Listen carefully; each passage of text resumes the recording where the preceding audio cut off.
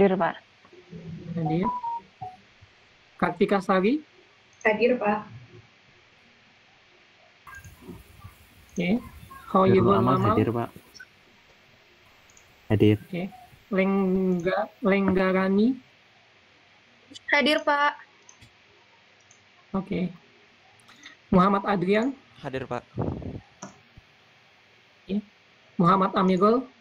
Hadir, Pak. Oke. Nabila Bilkis. Hadir, Pak.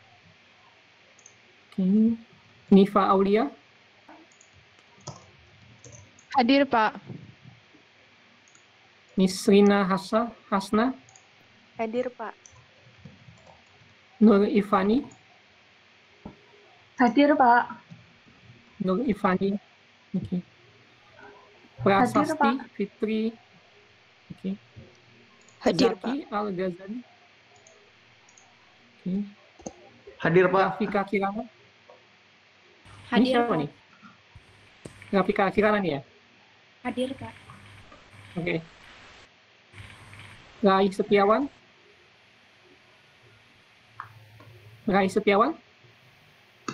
Belum ya? Rifda Julfia. Hadir, Pak. Juhro. Hadir, Pak. Sarah Faradila Hari. Oke. Hadir, Pak. Safety Mira. Hadir, Pak. Oke. Ya. Safety Mira hadir ya. Tobi Satria. Hadir, Pak. Ya. Tobi Iya. Satria. Hadir, Pak. Widat Firzatullah. Widat hadir, Pak. Oke. Aziz hadir tadi. Winona. Hadir, Pak. Oke. Yola. Hadir, Pak. Saya lihat Permisi, ada yang Pak. masuk ya. Ya, Oke, ini ada Adinda masuk.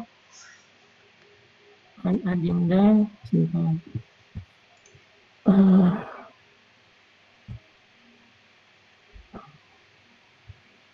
Berarti masih ada Adinda udah hadir ya. Adinda hadir. Tinggal Sudah, satu lagi Pak. berarti ya. Sudah ya? Rai sudah hadir. Rai? Lagi mau masuk ke Jimit, Pak. Lagi terkena Oh, lagi mau masuk. kendalinya. Ya.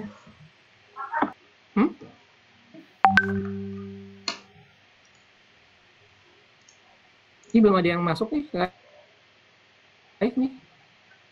Oke. Berarti Rai belum ada ya? Masih 30 ya. Ada kabar nggak dari Rai? Ketua kelas? Tadi lagi mau masuk ke Jimit, Pak. Tapi kendala jaringan. Oh, kendala jaringan. Oke. Baik. Ya sudah, kalau gitu kita mulai saja ya. Sambil menunggu Rai nanti.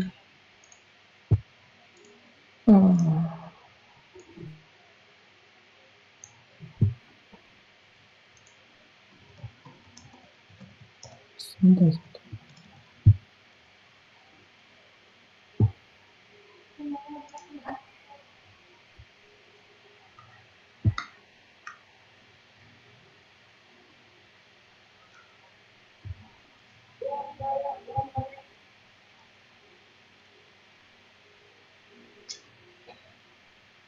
Oh, ini dia. Oke, berarti Rai sudah semua. Berarti saya sudah bisa memastikan hadir semua. Bentar ya, saya harus men-submit dulu nih. Harus semuanya hadir.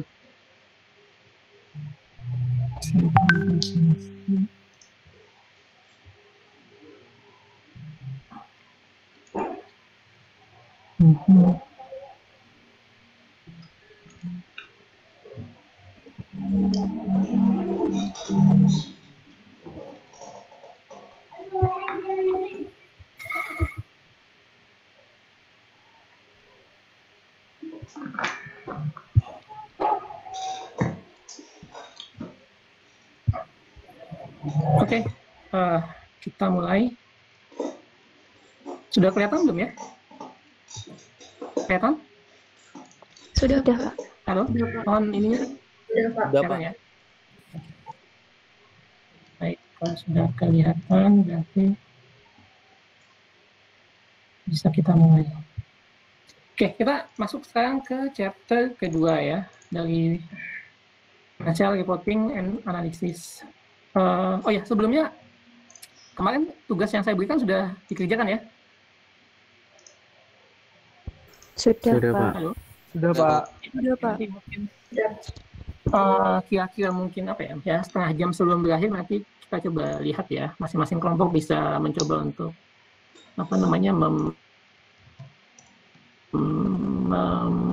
mempresentasikan secara singkat dari yang sudah dilakukan. Oke, jadi nanti saya selesaikan dulu materi ini, setelah itu nanti mungkin ada tanya jawab. Nanti kalau ada yang mau ditanyakan mohon nanti diketik aja di chat, sambil nanti juga disebutkan lagi gitu ya, diketik supaya nanti saya nggak lupa. Saatnya juga udah boleh diketik, boleh aja nanti mau diketik kalau misalnya ada pertanyaannya. Nanti setelah itu nanti kita coba diskusi. Baik, kita mulai dari Financial Reporting and Analysis. Oke, nah pertanyaan pertamanya adalah peraturan apa yang akuntan harus ikuti, gitu ya. Nah di sini jawabannya adalah GAAP, General Accepted Accounting Principle. Ya, ini karena kenapa begini? Karena kan ini bukunya juga sepertinya sebenarnya lebih ditujukan kepada mahasiswa yang ada di Amerika ya. Jadi memang kalau di Amerika itu kan memang yang mereka ikuti akuntannya itu mengikuti GAAP. Jadi memang yang yang berlaku di sana seperti itu. Kalau di Indonesia itu kita punya sendiri ya, PSAK ya. Nah tapi biasanya juga ada hubungannya sih, artinya PSAK juga melihat GAP sebagai referensi. Selain nanti juga ada IFRS ya, nanti seperti itu. Oke, tapi intinya nih, kita coba melihat dari sudut pandang mahasiswa atau pelajar yang ada di Amerika. Jadi di sini mereka mengenalnya dengan GAAP. Oke. Nah, kemudian pertanyaan selanjutnya adalah siapa yang memberikan masukan untuk membentuk aturan-aturan yang ada di akuntansi. Ya, kemudian kelompok-kelompok mana yang punya otoritas untuk menentukan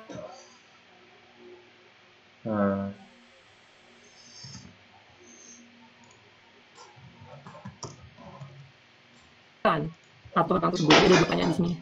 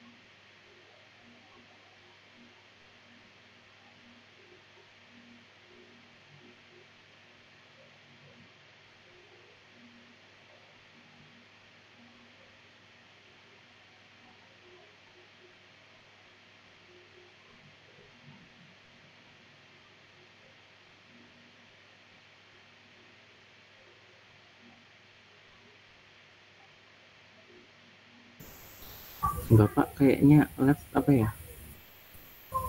Jaringan mungkin. Nyalain saya. Dengan kayaknya.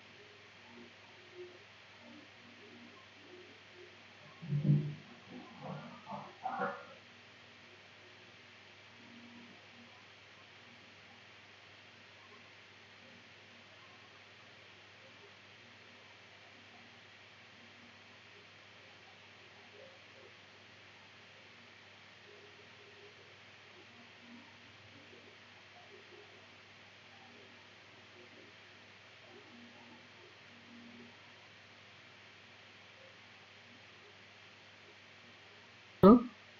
Halo? Halo? Iya, Pak. Ya, Pak. Tadi keputus ya? Putus Iya. belum ya? Iya, Pak. Lama ya putusnya tadi ya? Iya, Pak. Lumayan. Waduh, saya ulang lagi dong. Tolong. Bentar. Gimana tadi? Sebentar. Nggak ada yang ngasih tahu tadi putus ya. Ajis, tolong kalau nanti keputus tolong kasih tahu ya. Halo? Iya Pak, terdengar Pak.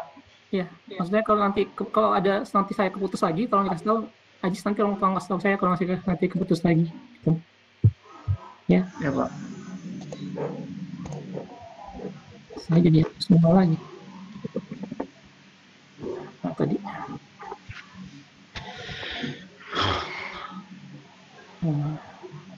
Salah. Ya.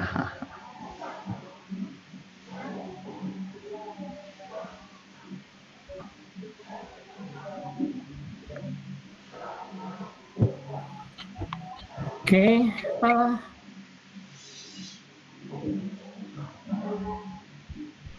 tadi sampai mana ya? Yang keputusan tadi di slide mana ya? Tolong dong, slide mana? Ini keputus nggak tadi? Ini sudah belum? Belum, Pak. Belum. Belum, Pak. Ini? Belum, Pak. Ini? Belum. Aduh, ini? Baru sampai yang pertanyaan tadi itu, Pak. Sampai yang GA itu, Pak. Serius gak bagus ini? Iya. Baru sampai sini? Iya. Iya. Aduh, bagus sekali. Oke. Lanjut ya. Nah, pertanyaan selanjutnya. Halo? Kedengar nggak ya? Kita dengar, Pak. Dengar, Pak. Benar, Pak. Oke. Kalau gitu jangan di silent sekali ya. Supaya nanti saya bisa dengar ada kayak semacam apa ya? Noise nggak apa-apa, jadi saya tahu masih nyambung gitu. Karena kan saya cuma bisa lihat slide-nya aja. Oke, lanjut ya.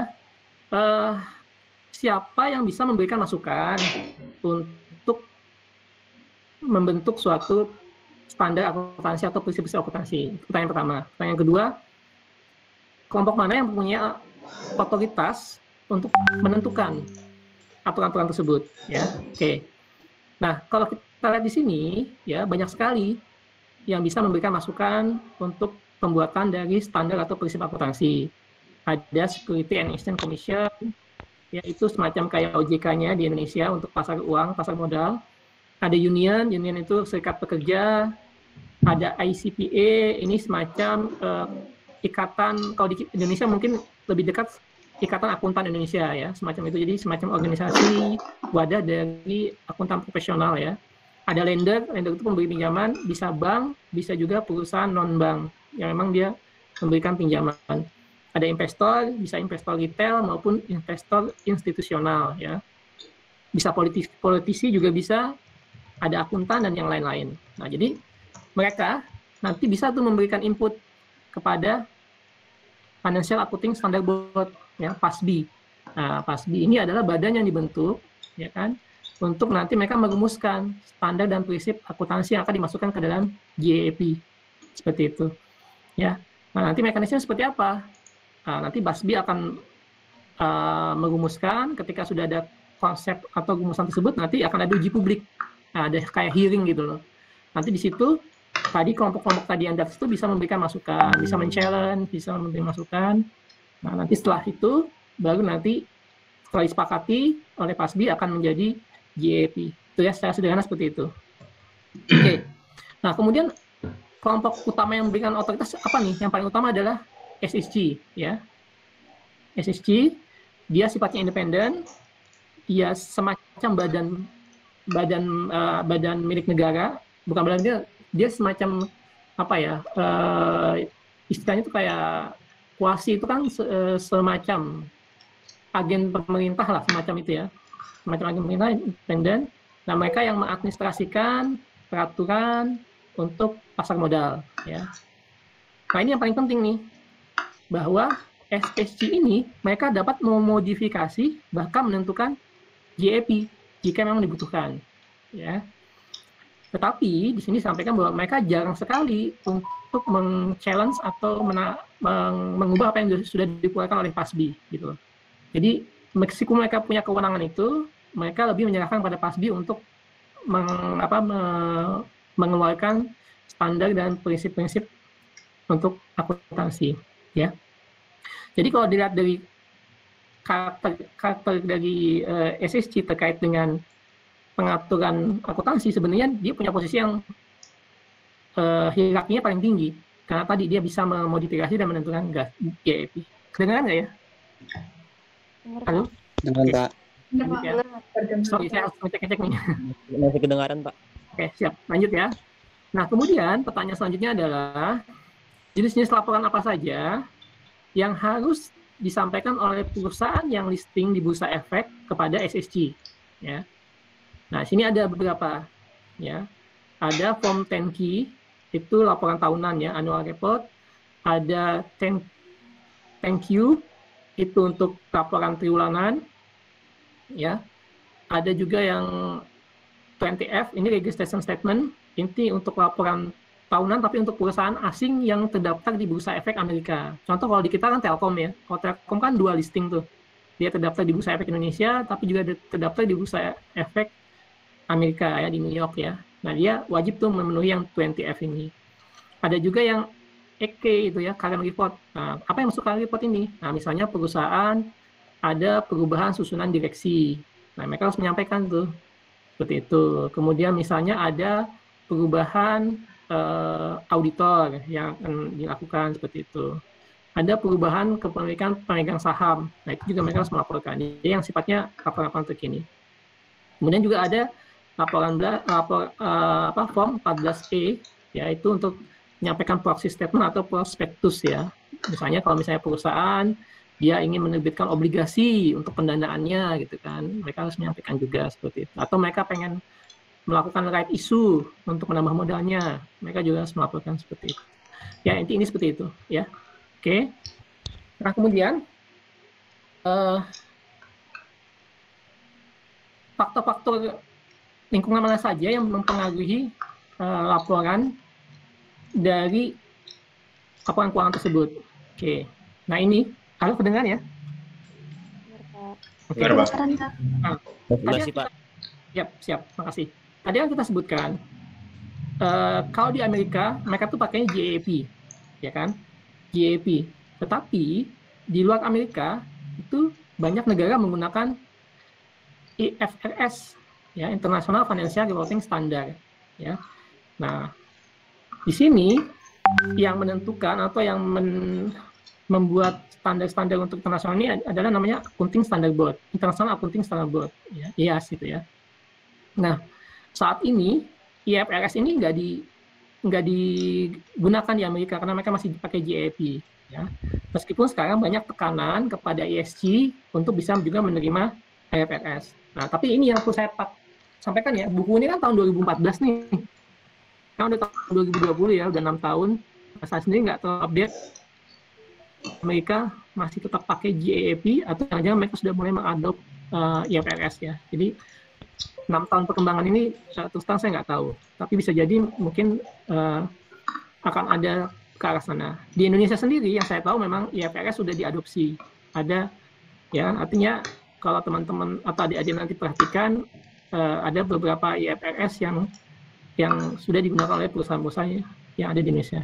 Seperti itu ya. Oke, itu satu. Nah, yang kedua yang juga bisa mempengaruhi laporan keuangan, penyusunan laporan keuangan maksudnya, adalah manajer, ya kan? Ya, kenapa? Karena tadi manajer itu dia punya kewajiban utama, ya kan, untuk menyampaikan laporan secara fair dan akurat, ya kan, wajar dan akurat, ya kan. Kemudian karena mereka harus menyampaikan laporan secara wajar dan akurat, maka penggunaan standar akuntansinya harus bisa mencerminkan dari kegiatan usahanya, gitu ya, seperti itu. Nah, di samping itu, karena manajernya yang mengelola perusahaan kan, artinya mereka yang paling tahu sebenarnya kegiatan perusahaan, makanya mereka punya diskresi dalam penyusunan laporannya, seperti itu. Maksudnya apa? Maksudnya manajer itu punya semacam, saya nggak bilang hak ya, tapi punya kayak semacam diskresi, artinya keleluasaan ya untuk nanti melaporkan berdasarkan dari pengetahuan dia gitu loh, seperti itu ya.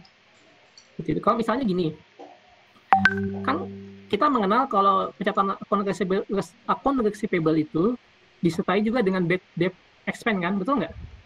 Iya, Pak. Ya kan? Nah, penentuan bad debt expense itu kan sudah ada standarnya tuh, misalnya sekian hari belum tertagih 1% misalnya BDP-nya kan gitu ya. Ada aging schedule-nya kan gitu ya. Ya kan?